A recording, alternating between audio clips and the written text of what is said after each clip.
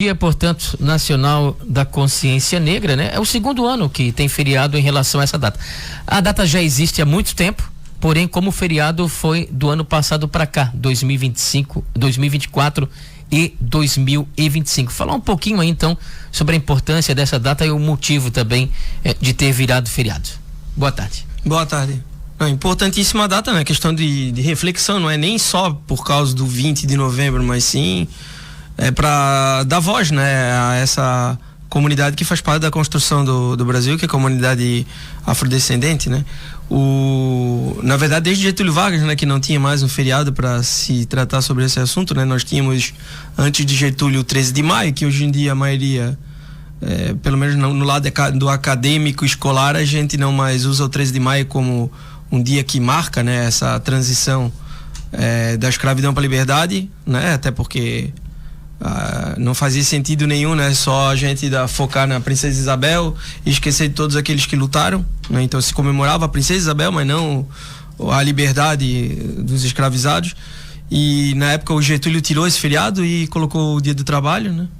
Que também é em maio, mas aí tinha outros propósitos, né? Para ele era interessante que o Dia do Trabalhador fosse comemorado, né? Não que não seja importante, é importantíssimo, né? Sim. E acabou ficando, né, Marco? Sim, mas fazia parte da política de governo dele, da ênfase do trabalhismo. Sim. Então, para ele, naquele momento histórico, nós estávamos num estado novo, né? Para ele era muito mais interessante dar ênfase ao trabalhador, que na verdade foi a bandeira dele, né? Enquanto revolucionário ali, até chegar na Revolução de 30, ele sempre foi adepto do trabalhismo e nunca escondeu isso, né? Sim. A Lei Áurea é 1888, né? Isso. Um ano depois o Brasil virou uma república. Então, certamente, o feriado que tinha até então, que era o 13 de maio, que é em relação à Lei Áurea, foi durante a Primeira República, né? Aliás, a abolição da escravatura fez parte das causas, né, da proclamação da República, porque a maioria dos apoiadores do Império, eles queriam que conservassem aquele regime onde o negro escravizado era a mola propulsora do trabalho no Brasil, né? Mas aí existia uma exploração, aquela coisa toda, e não fazia sentido mesmo o Getúlio, né, criando leis trabalhistas, manter essa ideia ainda dentro que no caso levantasse, né, assim, e botasse em evidência alguém que fez parte daquele império escravista, né? Sim. Ô Malco, falar também sobre essa questão no que se refere à data de hoje, né? Foram mais de 300 anos de escravidão. A bem da verdade, quase 400, né? Muito mais próximo de 400 anos, de 4 séculos de escravidão, do que propriamente 3 séculos, porque o Brasil, entre aspas, foi descoberto em 1500, né? Com a chegada de Pedro Álvares Cabral e tudo mais, a história oficial, né? E logo em seguida começam já os navios negreiros, né? A escravidão portuguesa com relação à África, porque na verdade a Portugal já explorava a costa africana, né? Já tornava africanos escravizados desde 1432, então ele já utilizava mão de obra africana escravizada em algumas das suas colônias que são anteriores à colônia da América Portuguesa, no caso, que a maior é o Brasil, né? Sim. Então, o Brasil ali praticamente começou aqui, os primeiros escravos no Brasil chegar a 1500 e alguma coisa? Quando foram distribuídas... Tem uma data específica? Não, 1534 foram distribuídas as capitanias hereditárias.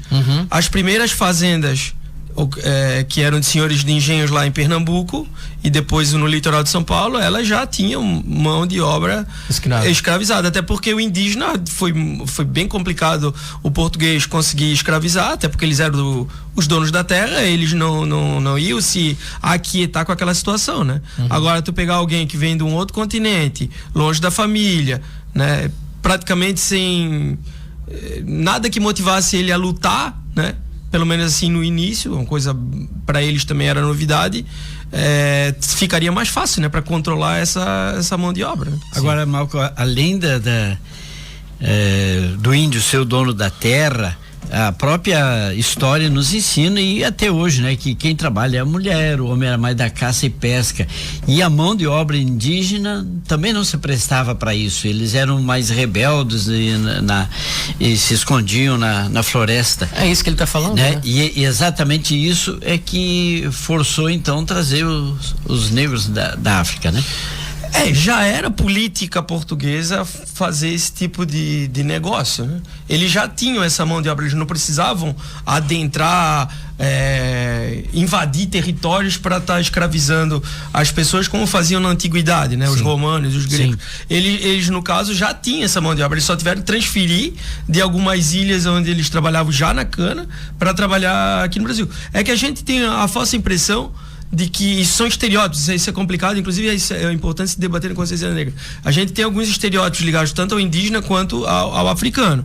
Essa ideia de que o africano ele era mais apto ao trabalho, isso é uma construção histórica.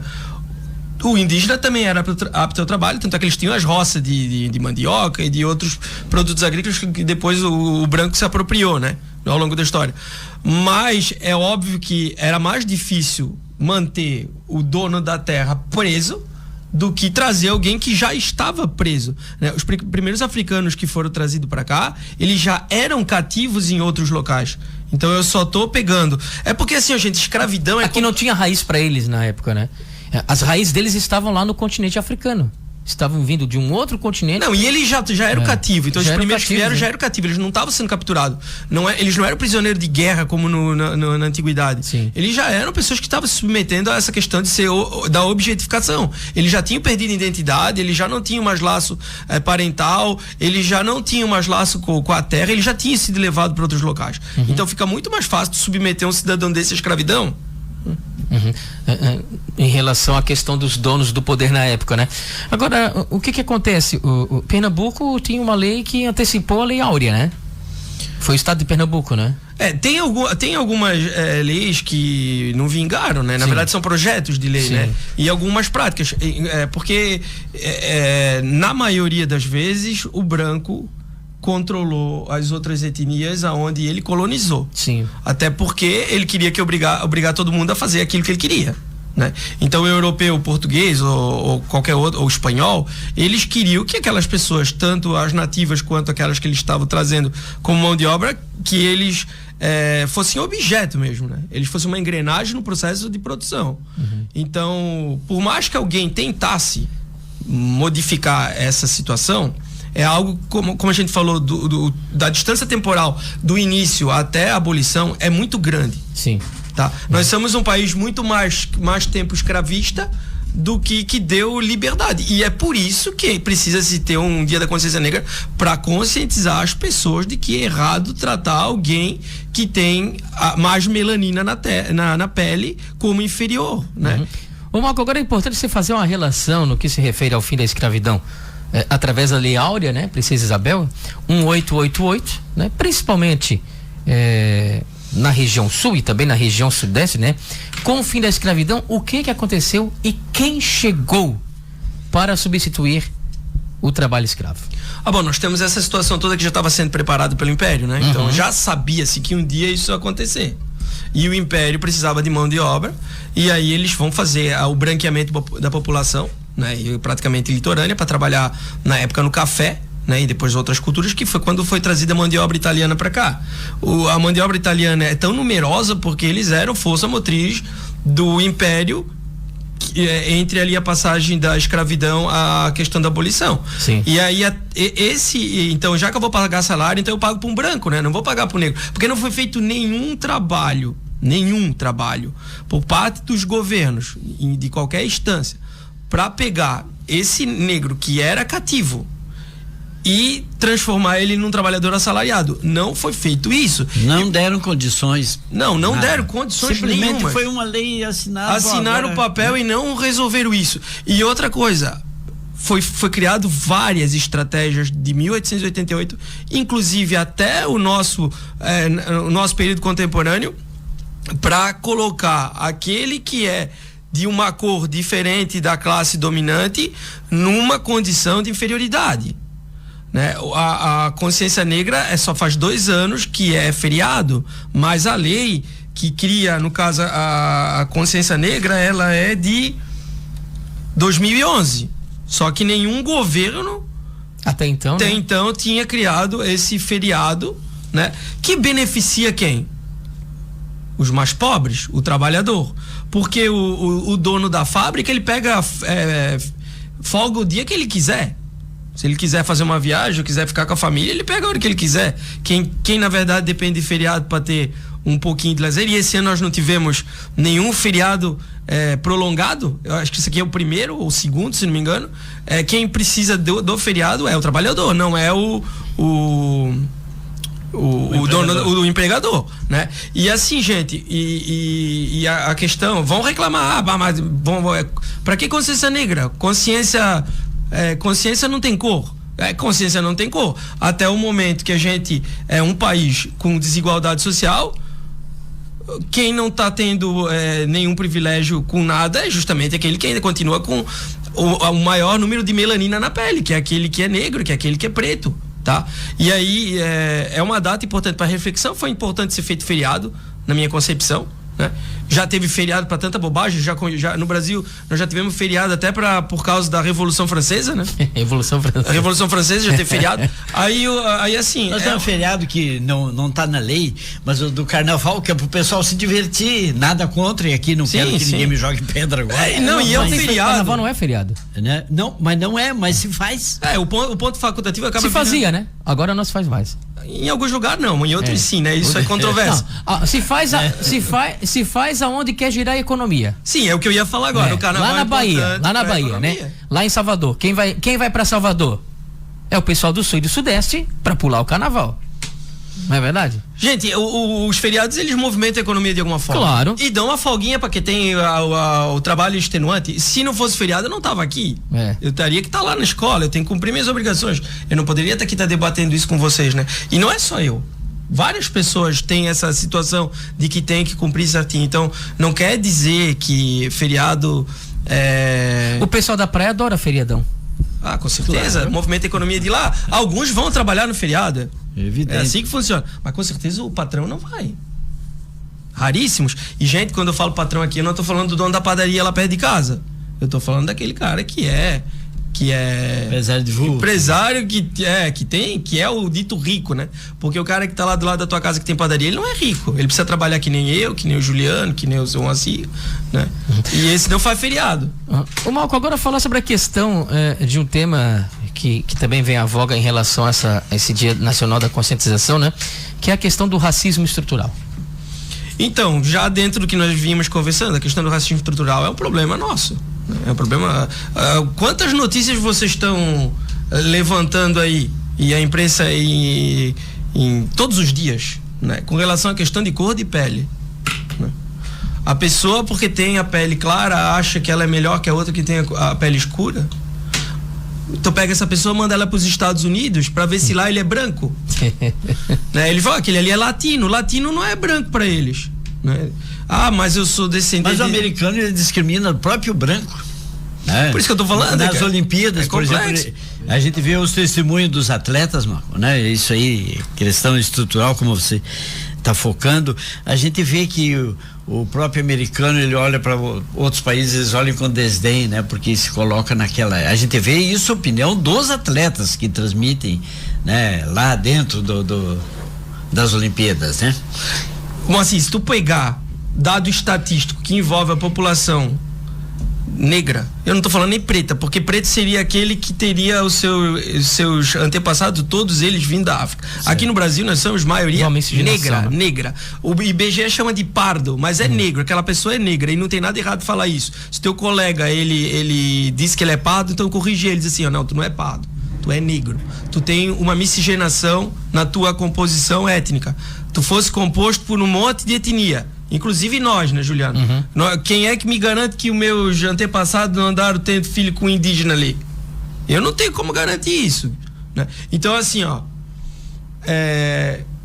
se criou essa situação toda em cima de cor de pele. Racismo estrutural é o quê? É achar que quem detém o poder tem que, ou pelo menos quem deveria deter o poder é o branco. Isso, claro, que é contribuição da escravidão.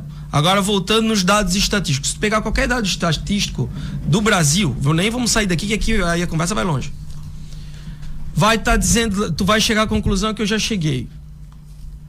Que quanto mais melanina tu tem na pele, mais dificuldade tu vai ter na tua vida. E eu tô falando de qualquer coisa, gente.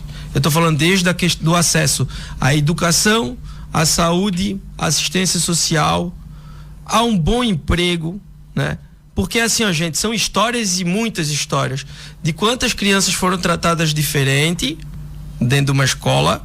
Eu não estou falando da minha, né? Eu nunca vi isso, pelo menos escancaradamente, nos últimos anos. Se eu for voltar um pouquinho mais no passado, nós teríamos histórias para contar, mas não vamos falar sobre isso. Até depois a gente pode contar alguns casos que envolvem, inclusive, pais, cara de pau aí, que andaram falando bobagem com relação à questão racial, inclusive na minha frente.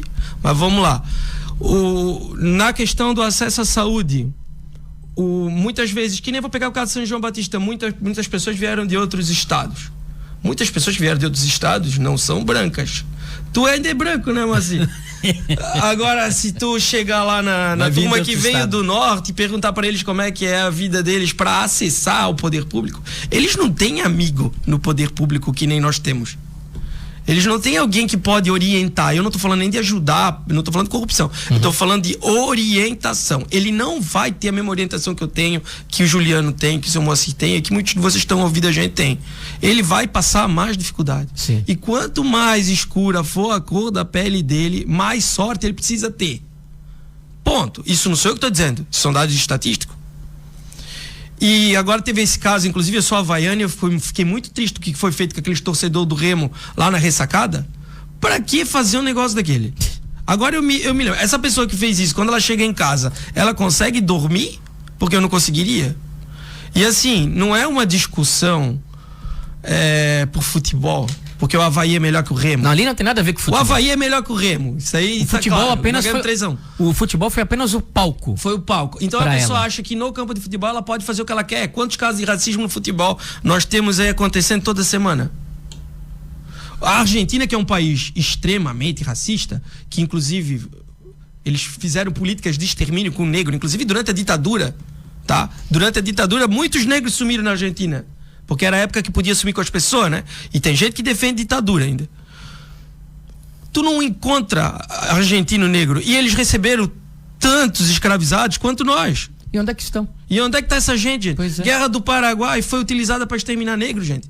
O nosso Duque de Caxias... Botavam na frente da batalha? O nosso Duque de Caxias, quantos negros ele botou lá para morrer, gente? E não ajudou. Nós temos o caso aqui, que nós já discutimos aqui em outro programa, da batalha da Guerra dos Farrapos ali, dos Porongos. Fala baixinho pro Moacir não escutar.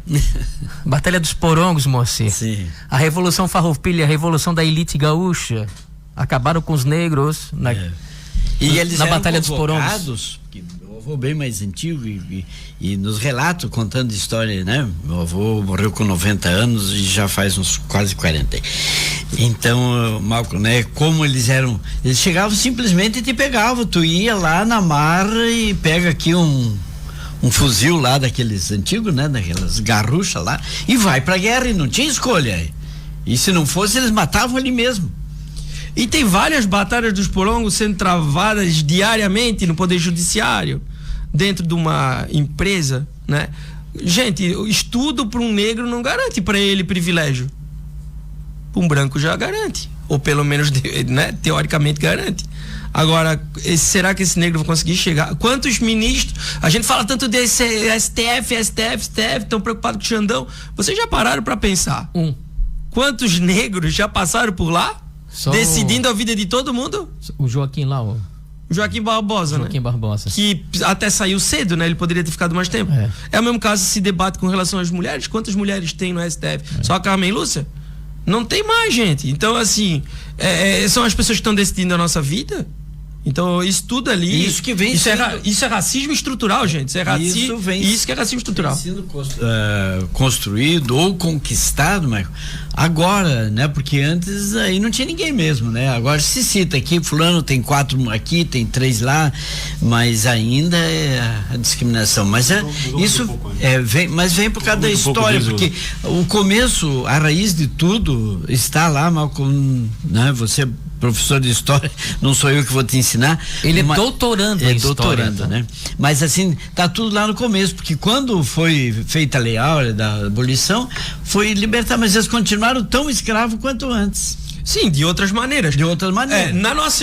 Dentro do racismo estrutural não existe escravidão, existe clientelismo. Qual a diferença? No clientelismo, tu vai embora quando tu quer. Só que se tu depende daquele salário, tu não vai embora. Quando quer. É quando quer, né? Tu vai suportar todo tipo de humilhação que tu vai sofrer. E às vezes tu vai sofrer humilhação. E aliás, na maioria das vezes tu sofre humilhação do colega que tá do teu lado. Que por ele ser branco, ele acha que ele tem mais privilégio que tu. Entendeu? Então, as pessoas não conseguiram se enxergar ainda como iguais. Esse é o problema do racismo estrutural. As pessoas não se enxergam como iguais. Ô Malcolm, tu falava em relação aí à questão de escola, algumas histórias, etc e tal, o que pode ser falado, o que não pode ser falado, fica à vontade. Fala, Daniel. E é só pra Juliano, antes de ele responder essa pergunta, que ele tá falando que as pessoas não se consideram como iguais, o próprio sistema de cota causa isso também, né? Que a pessoa, eu acho que também é uma forma de não tratar todo mundo como igual. Vamos lá, Daniel, agora mexesse no vespeiro. Agora eu puxei, né? Daniel falou, eu acho, agora vamos ouvir a opinião. Vamos lá, aí, historicamente, lei de cotas foi criada na Universidade de Brasília em 2004, nós estamos em 2025, então vamos fazer 20 anos. 20 anos. No início, 21, né? A política de cotas, ela não deveria se prolongar muito tempo, porque essa política de cotas, ela também já teve nos Estados Unidos, só que ela acabou. Mas o problema é que no Brasil ela não adiantou muito, tá? Vamos lá, verdades que circulam entre as pessoas. As cotas raciais criam uma distinção que inferioriza a capacidade das pessoas negras. Isso é mentira. Isso é mentira. Gente, eu sou branco descendente italiano. Meu pai tem pós-graduação, minha mãe também. Eu tô no doutorado, mas eu já tenho primos com doutorado antes de mim. Isso vai fazer o que comigo na minha vida? Me impulsionar, gente. Se eu tivesse nascido negro, será que eu teria conseguido chegar aonde eu cheguei? Precisa de um facilitador? Porque historicamente, apesar de ser descendente italiano, eu tenho benefícios, né? Tu é ciente disso? Eu tenho consciência disso. E quando eu fiz, por exemplo, o exame pro doutorado, tinha cota para negro, indígena e LGBT. Eu dei bola? Não, eu entrei em ampla concorrência. Eu passei. Tinha 3 vagas para cota. Sabe quantas foram preenchidas? Uma. 2 sobraram. 2 sobraram para pessoas de ampla concorrência. E aí? Cadê o facilitador? Porque aí eu para fazer o doutorado eu preciso ter carro para me deslocar. E outra coisa, eu como pai de família, eu não sobrevivo com a bolsa de estudos. Eu preciso trabalhar. Sim. E eu moro em outra cidade. E tem gente que estuda comigo que é de Criciúma, outra é de Paraná, outra não sei de onde. Vocês acham mesmo que uma pessoa que veio de periferia conseguiria fazer o que eu faço? E eu fui fazer isso, gente, com mais de 40 anos. Já tendo uma base sólida, uma mulher que me ajuda, né? Já tendo alguém que me ajuda dentro de casa, inclusive financeiramente. Quantas pessoas têm isso? A diferença não está na cor da pele, gente, está na estrutura. Por isso que eu falei, racismo estrutural. A lei de cotas não significa que o negro é inferior. Ele passa muito mais trabalho. E quando é que eu vou acabar com o racismo estrutural se eu não tiver negros ocupando locais de privilégio? Eu vejo pelos meus colegas de trabalho. Eu dou aula faz 15 anos. Agora que eu tô vendo colegas negros chegando ao magistério e dando aula do meu lado. Eu conhecia 1 ou 2 aqui em São João que são negros. Inclusive a gente convidou a Gisele para estar aqui. E ela não pôde porque parece que ela estava com... A Gisele, que eu digo, é a irmã do Padre Vicente, sim, lá do Betânia, que ela estava com problema de saúde, né? Eu convidei o Didi também para estar aqui, que é professor de artes lá em Tijucas, né? Que me ajudava com as coisas do boi de mamão. E ele já estava com compromisso na Rádio Vale, então não pôde vir. E aí, se tem mais alguém aí para me chamar? Né? Pelo menos que eu tenho amizade, são esses 2, né? Sim. Mas se fosse para chamar um colega branco, tem um monte aí. Agora, que viria. A questão de cotas que o Daniel levantou, nós temos assim, o que não tem nada a ver com racismo político, mas é a participação, já é do lado feminino, que também as cotas em relação a ter que ter 30%, né, Juliano, de candidatas mulheres.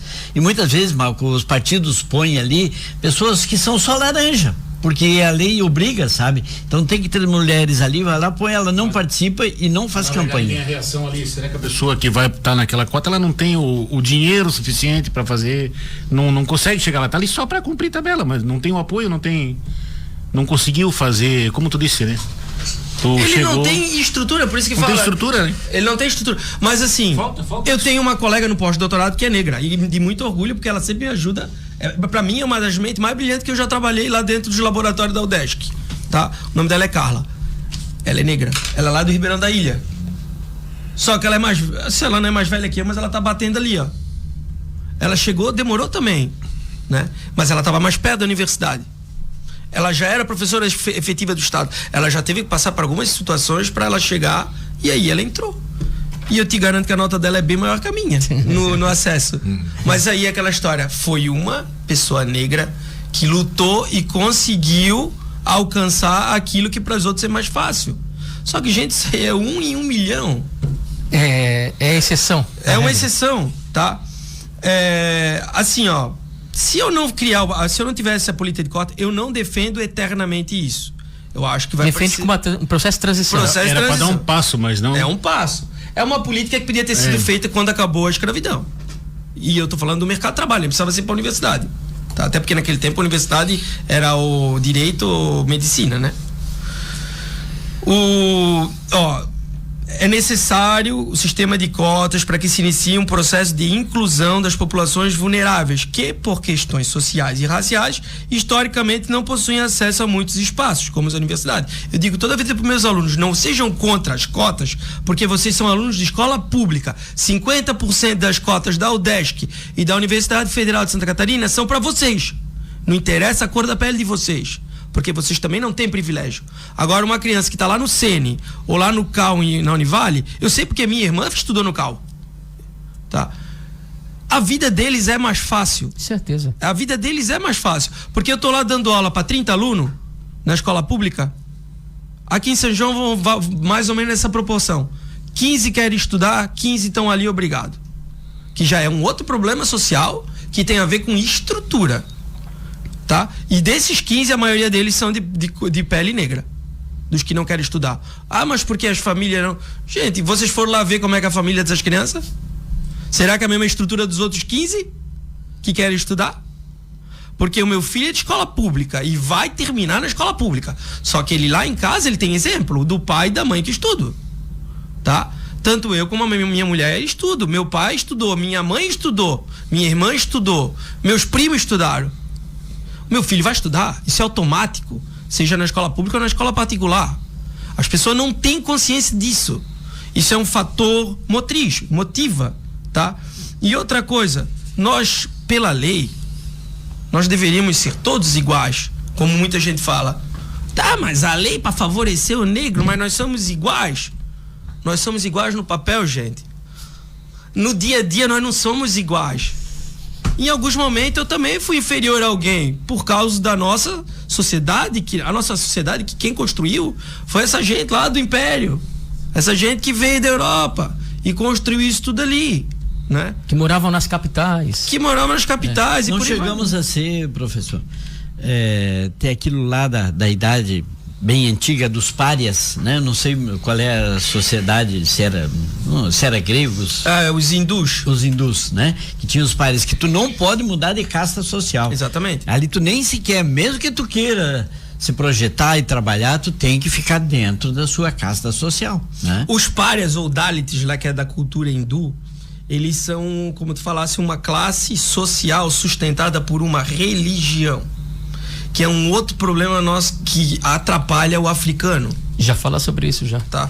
Então, assim, ó, na escola, gente, é complicado, mas parece que sim, principalmente na escola pública, eles estão querendo entender isso, apesar de que alguns pais não querem, mas tá errado, porque eu tenho que ensinar o meu filho que ele tem que observar o coleguinha do lado, independente da cor da pele dele, ou da família, ou do bairro que ele vive, como igual. Gente, aqui em São João tem preconceito quem mora com centro com relação a quem mora no Timbé. Sim. Quem mora na Ribanceira. Vocês querem o quê? Aí se for negro, piorou, né? Se veio do Pará, piorou ainda. Então a situação desse cara não é igual a minha, que nasci em Nova Trento, que só falar Nova Trento já enche os olhos. Eu vou dar um exemplo aqui que acontece em São João Batista e é muito fácil. Daniel. É muito fácil de você verificar essa situação. Você vai ser atendido em algum local aqui do comércio da cidade, mercado, enfim, padaria, e de repente você começa a conversar com a pessoa. Você fala o seguinte: você é aqui de São João? A pessoa já vem armada para responder. Já vem armada para responder da seguinte forma: não, eu não sou de São João, mas eu já estou aqui 1 ano. Ela já vem com uma autodefesa assim: não, tudo bem, beleza, tranquilo. Ela já faz uma autodefesa justamente naquilo que o Malcolm fala em relação a essa questão de preconceitos, de discriminação em relação à sua origem. E assim, Juliano, eu penso assim hoje, né? Mas 10 anos atrás eu pensava diferente também. Então isso tem a ver com leitura, gente. Leitura. Eu não fui letrado pelo Instagram ou pelo Facebook, eu fui letrado por livros.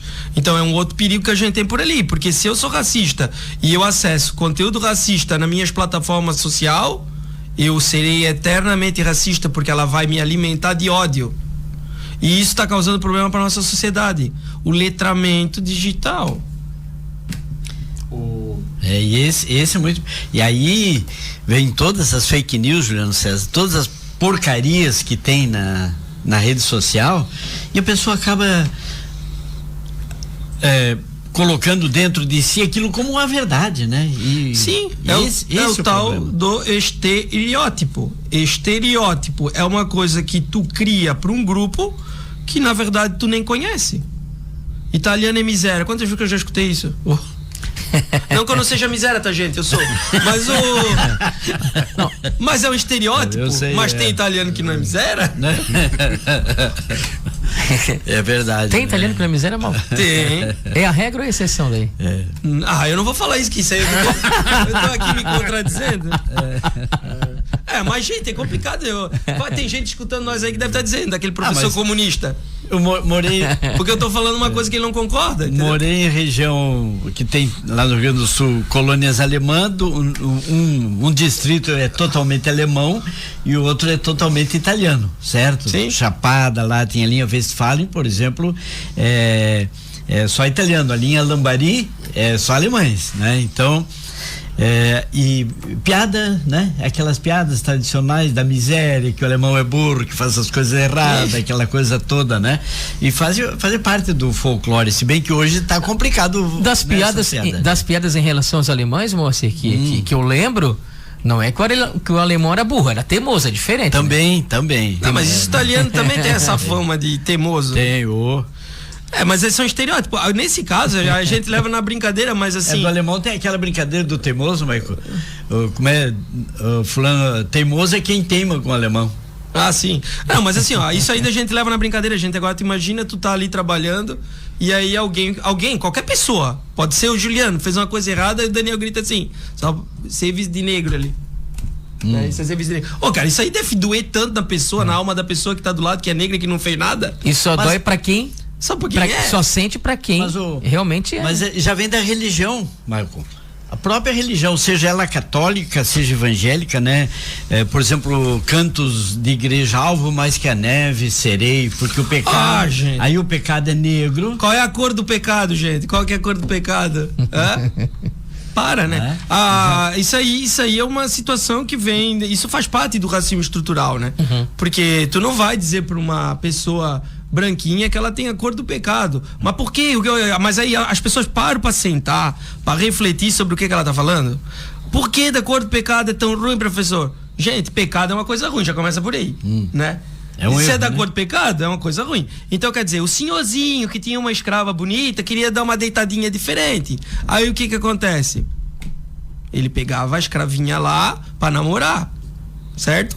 Pra usar, realmente. Pra usar, né? Não vamos entrar, porque é horário de meio-dia agora, mas assim, criou-se uma expressão da cor do pecado em cima disso daí. Que na verdade era uma violência contra aquela mulher que não queria estar passando por aquilo, mas passava para sobreviver. E aí ninguém reflete sobre isso, né? O governo do Paraná hoje, nas suas redes sociais, ele acabou aqui, isso que o Malco tá falando, né? Ele acabou postando o seguinte, você talvez nunca tenha notado, mas isso também é racismo. Aí tem: você nem é tão preto assim, ovelha negra da família, cabelo ruim, só podia ser preto. Não sou tuas negas. Da cor do pecado, que o Malco falou agora. Preto de alma branca. Lista negra. Serviço de preto, que o Malco falou agora há pouco. Feito nas coxas. Você nem. Aí depois vai repetindo aqui as. O feito nas coxas parece que não tem sentido nenhum, mas tem. Porque quem fazia as telhas eram os escravizados nas coxas. Eles faziam. Por isso que a telha portuguesa é daquele formato. Sim. Porque era feito nas coxas. Né? Então, isso ali é racismo estrutural. As pessoas. Entendeu agora o que é racismo estrutural? É isso. Isso é racismo estrutural. Tem também na época do Império, enfim, o criado mudo, né? Criado muda. O criado muda. As nossas músicas, quanta música que se cantava e tocava em tudo que é rádio e que eram extremamente racistas. Essa do Preto de Alma Branca tem uma música caipira bem famosa que se cantava, né? O seu César Cardoso cantava também. Um dia eu disse pra ele que isso aí era errado, ele parou de cantar. Parou de escutar. Parou. Por quê? Porque eu expliquei pra ele, porque se tu não parar pra refletir, tu nunca vai parar. Tu não vai parar. Porque é tão natural. A gente naturalizou o racismo, gente. É uma coisa que. Mas porque eu não xingo ninguém de macaco, por exemplo. Eu nunca xinguei ninguém de macaco, então eu não sou racista. Alto lá. Que bom que tu não fizesse isso. Mas tu já fizesse várias coisas que são racistas. Uma é achar que alguém que é bom tem alma branca. Como se a alma tivesse cor. Né? Eu quero te falar sobre o racismo entre a própria raça, Marco. Eu tinha um tio já falecido lá no Rio Grande do Sul, até o filho dele mora aqui em Canelinha, Salvador, meu primo, e ele era negro e casou com a minha tia, que era de origem alemã, olhos azuis e tudo, né? Ela se apaixonou, a minha avó contava que ela viu ele num bar e disse, aquele negão lá vai ser meu, e se apaixonou e conquistou o negão e eles se casaram. Sim. Né? E a gente convivia muito com eles, meu companheiro de pescaria, de caçada. Então a gente às vezes estava vendo programa de televisão e aparecia lá, foi preso os bandidos, papapá. Aí aparecia, se ele era de cor negra, né? Aí o meu tio, que era negro, dizia assim, né? Olha a cor dele. Esse preconceito em relação ao negro, ele sendo negro, é porque exatamente a história, né? Esses negros não tiveram chance na vida e acabam indo muitas vezes cometendo coisa errada. E revolta, Maico, a pergunta para ti é assim, e revolta então o próprio negro se revoltar contra a sua própria raça? Isso é complicado, isso aí é só um psicólogo mesmo para responder, mas a gente sabe que traumas de infância causam esse tipo de reação, né? Talvez a maneira que ele achou de não sofrer mais racismo foi se tornar um dos seus algozes. Porque quando ele... Claro, a esposa dele é branca. Critica. Eu não estou dizendo que eles não se amam, né? Mas ele viu naquilo uma oportunidade, né? O Paulo Freire que falava muito, né? O sonho do oprimido é ser opressor. E é verdade, gente. Eu vejo às vezes, né? Na educação, eu tive diretores maravilhosos. Só que muitos deles esquecem que um dia foram professor e precisam tratar o professor com respeito. E não trato. Eu tenho um caso clássico de diretor que eu vou sempre dizer de boca cheia, que era um diretor maravilhoso, que é o Gorinho. Cara, o Gorinho tratava todo mundo como igual. O Gorinho não tinha essa de inferioridade. E eu já tive diretor, que eu não vou falar o nome aqui, que não vale a pena, porque ele achava que o professor estava abaixo dele, então ele podia... Que era o diretor. Porque era diretor, gente, eu fui diretor, gente. Isso é uma mentira tão grande. Quem carrega a escola na escola é professor, não é diretor. Tem gente que tá na direção aí, espero que esteja me escutando. Abre o olho, gente, porque um dia vocês voltam para a sala de aula. Tem gente que quando só de parar para pensar que vai voltar para a sala de aula, fica doente. Quando eu disputei lá em Tigipió, o ódio de mim não era porque eu era do centro e não era de lá, por parte de quem disputou comigo. O ódio era que alguém que estava lá há muito tempo iria voltar para a sala de aula se eu fosse diretor. E eu ia tratar diferente. Eu não ia tratar diferente. Mas a pessoa tinha aquilo, e assim, gente, ficar 14 anos numa direção de escola e depois sair, o cara não quer voltar para a sala de aula. Eu não, gente, eu fui diretor, eu voltei para a sala de aula e eu me sinto muito bem com meus alunos. Quem não se sente bem com o aluno não gosta de ser professor, tá na professora errada. A gente se incomoda, mas se eu não gostasse disso, eu não tava lá. Quando eu tô a oportunidade como historiador, eu tô tendo, mas eu quero dar aula. Claro, tem minha carreira, tudo por trás, mas eu gosto da aula, né? Eu já tive aluno aqui que veio aqui na rádio, aquilo pra eles nunca mais eles vão se esquecer daquilo. Mas o cara que tá lá na direção acha que quem tem que levar a fama do trabalho da escola é ele. Na verdade, ele tem que cuidar da escola. Esse é o trabalho dele. Ele tem que cuidar para que eu possa fazer o meu trabalho e não ser meu inimigo. Malcolm, a gente vai te liberar, que tu falou que tinha que 1 hora tu tem um compromisso, né? Mano, se quiser a gente fica mais um pouquinho, né? A gente não falou, e eu acho que é importante a gente falar sobre essa questão religiosa. Tu até começou em relação à questão de religiosa aí, acho que era importante tu tocar. A gente vê que o ensino está mudando, isso ajuda a mudar essa história, né? Para melhorar essa história. A religião dentro da escola, ela está mudando, porque existem várias religiões, né? Cada criança lá entra com a sua, né? E nós temos ensino religioso. Isso antigamente tinha que seguir a risco que eles queriam, isso está mudando. Tá, vamos lá. E isso ajuda ou atrapalha, né? Não, a primeira coisa, Estado é laico, não tem religião oficial, beleza? Todas as religiões têm que ser abordadas em sala de aula, todas, até porque faz parte do mundo. Sem exceção, o aluno, né, sai da escola preparado para o mundo. Gente, aquilo é uma preparação para ele viver lá fora com o todo social. Ponto. Tá. Primeiro, não tem religião oficial. E isso não quer dizer que não pode usar a Bíblia, né? Até agora criaram uma lei ali para usar a Bíblia. Não precisa, eu já usava e ninguém nunca falou nada. Como eu uso também de outras religiões que não usam a Bíblia, que eu já me incomodei, tá? Agora eu uso trechos bíblicos porque é história, gente. Então, só que eu tenho que saber lidar com isso.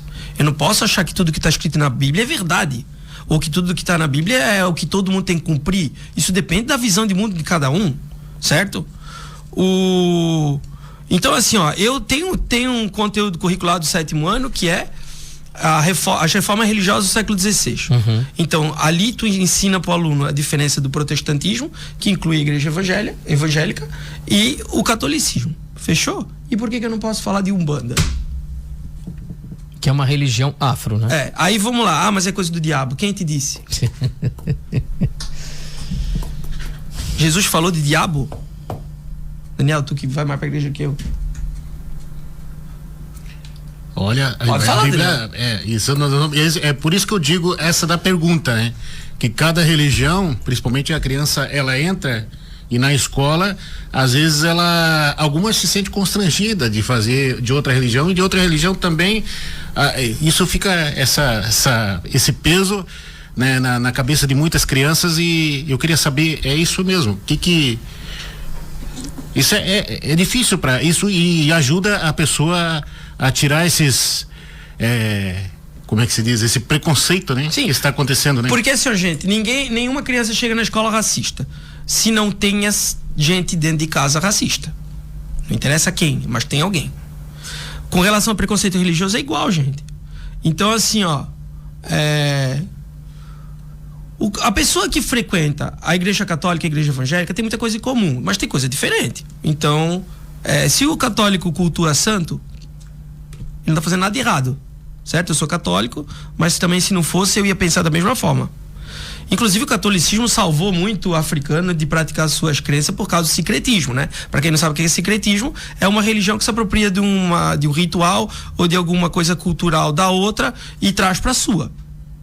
Então, o católico já fez isso, o cara da Umbanda já fez isso, o cara da igreja evangélica já fez isso também, certo? Até porque não vamos muito longe, mas Martinho Lutero era católico. Jesus, que é o cerne do cristianismo, era judeu, né? Então, assim, quando eu vou contar uma experiência muito que até hoje eu me lembro, assim, negativamente da minha trajetória na educação. Eu não vou falar o nome do santo e nem o milagre, né, já que estão falando religião, mas vamos lá. Se a pessoa ouvir, ou se algum parente ou se algum conhecido ouvir, vai saber do que eu estou falando, e é bom que essa pessoa reflita sobre isso, porque eu não esqueci sobre o assunto. Eu ensinei pela primeira vez sobre orixá, porque está no currículo. Eu não mandei ninguém cultuar orixá, como eu não mando ninguém cultuar santo. Tu só ensina. Eu só digo que existe e está acabado. Uhum.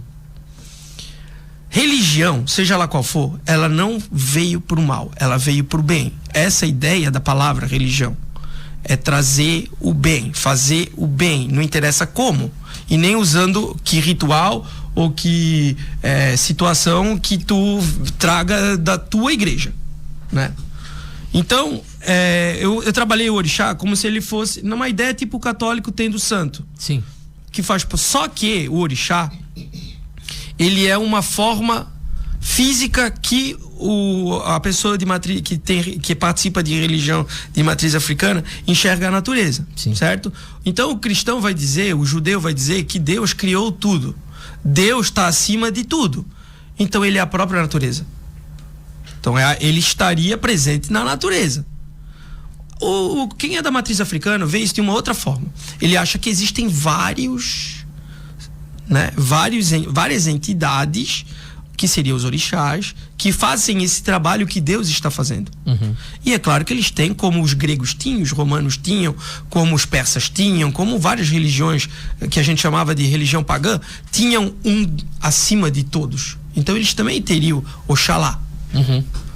Oxalá não é o capeta, gente. Oxalá é a representação de Deus por parte do cara que pratica uma umbanda da vida, por exemplo. Sim. Então, quando se fala em orixá, eu estou falando de um elemento da natureza, né? Daquela religião específica. Da religião dele. Tu não precisa acreditar, gente. Mas quantas pessoas adoram mitologia grega? Mas aquilo foi religião uma vez. Um dia a mitologia grega foi religião de alguém. As pirâmides no Egito, há 10 mil anos atrás, era uma religião, eles acreditavam que aquilo eles iam retornar lá, as múmias mumificadas para retornar o corpo, né? A vida novamente. Era religião já há 10 mil anos. Muito antes da gente falar em céu e inferno, povos antigos que nem passavam pela cabeça dele que um dia existiu Bíblia, né? Porque eu acho que nem existia. Eu acho, não tenho certeza que não existia. Existiam tradições orais, talvez que algumas se encontraram ali no meio da história. Mas, cara, ele já falava de um lugar para as pessoas boas e um lugar para as pessoas ruins. Uhum. Concluindo ali a questão. Tá.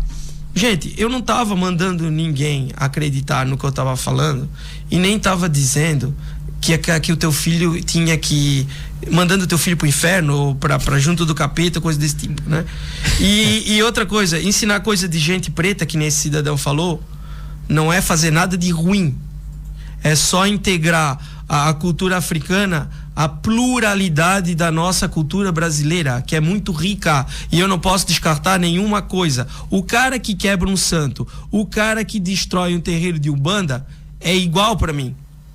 Ele tá fazendo uma coisa errada porque ele não tá respeitando a crença do outro. Ah, mas eles fazem macumba. Eles vão lá no cemitério, não sei o quê.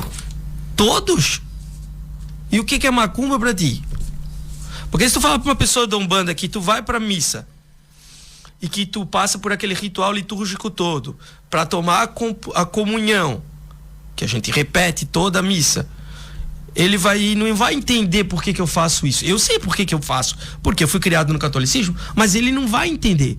Aquilo é um ritual que a gente tem. A palavra ritual significa isso, gente. É um rito que tu faz dentro da tua fé. O cara que faz a dita da macumba, que é um trabalho, é um ritual, ele faz com um objetivo. Ah, mas é para fazer o mal? Quem te disse? Até porque se tu for procurar alguém de matriz africana para fazer um trabalho, para fazer o mal, eu acho que tu não estás indo na Umbanda. Estás indo em outra coisa, né? Então tu tens que começar a pensar dessa forma. Do mesmo jeito que tem católico fazendo coisa errada, do jeito que tem protestante, né, evangélico fazendo coisa errada, tem também gente dentro da Umbanda fazendo coisa errada. Mas isso não quer dizer que toda a estrutura estão ali, né, para fazer coisa errada, né? Então eu tenho que passar a entender dessa forma, né? E respeitar a questão do orixá. O teu filho vai ter contato com isso. Se não for na escola, vai ser em outro lugar. E ele tem que entender que se ele for lá, por exemplo, quebrar um trabalhinho, que, né, porque teve um meio que falou assim: seu Marco, eu fui lá no bosque e tinha uma macumba com um brinquedo. O que é isso? Gente, aquela pessoa que fez aquele trabalho, ela teve um filho, uma criança na família que se foi. Porque ele estava fazendo um trabalho, um ritual para Erê, que é um orixá ligado às crianças que se foram. Então aquela família só queria, sabe o quê? Naquele momento, trazer para perto deles alguém que já se foi, uma criança que já morreu. E a carne preta é mais barata que a branca, Juliano? Não é, gente. Né? Isso é racismo estrutural. Então, eu sei que às vezes o trabalho é feito no local inadequado, né? Mas alguma coisa tem por trás. E tem que se entender o porquê. Eu também não concordo que a pessoa vá em cima de um túmulo do cemitério e faça o teu ritual ali. Não é lugar para fazer isso aí, porque aí tem que respeitar o espaço da outra religião. Respeitar o outro lado. Agora, se vocês encontrar isso no bosque ou em algum outro lugar mais afastado, é assim que eles fazem. É assim que eles fazem desde que eles vieram para a África, né? E por isso que tu vais encontrar esse tipo de trabalho na rua. Mas tem muito terreiro que não faz mais na rua, só faz lá dentro, né? E se um dia vocês entrarem num terreiro, vocês vão encontrar lá um monte de santo católico, né? O próprio São Jorge é muito conhecido. Isso, porque eles fazem secretismo, né? Quem nunca pulou ondas para Iemanjá? A própria... Cosme e Damião, aqueles dois santos. Sim, Cosme e Damião. Muito usado em centro de Umbanda, né? As mesmas estátuas, né? Isso, é a mesma estátua. Né? Quem é Iemanjá na cultura católica? Nossa Senhora dos Navegantes. Então, se eu pulo ondinha no final do ano, eu não posso estar destruindo o trabalho da Umbanda, né? Tem que saber o que é certo e o que é errado, né? Tá certo. Malco, a gente quer agradecer a sua participação conosco, acho que foi bem valiosa, bem importante, tratamos de assuntos muito importantes aqui no que se refere a esse Dia Nacional da Consciência Negra. Obrigado aí pela sua participação e parabéns aí agora, doutorando em História, né? É isso aí, Juliano, ainda tem um caminho pela frente aí, mas estamos na luta. E assim, ó, gente, eu não tô aqui para convencer ninguém que eu tô certo, né? Só pedir para as pessoas, né, que o racismo a gente começa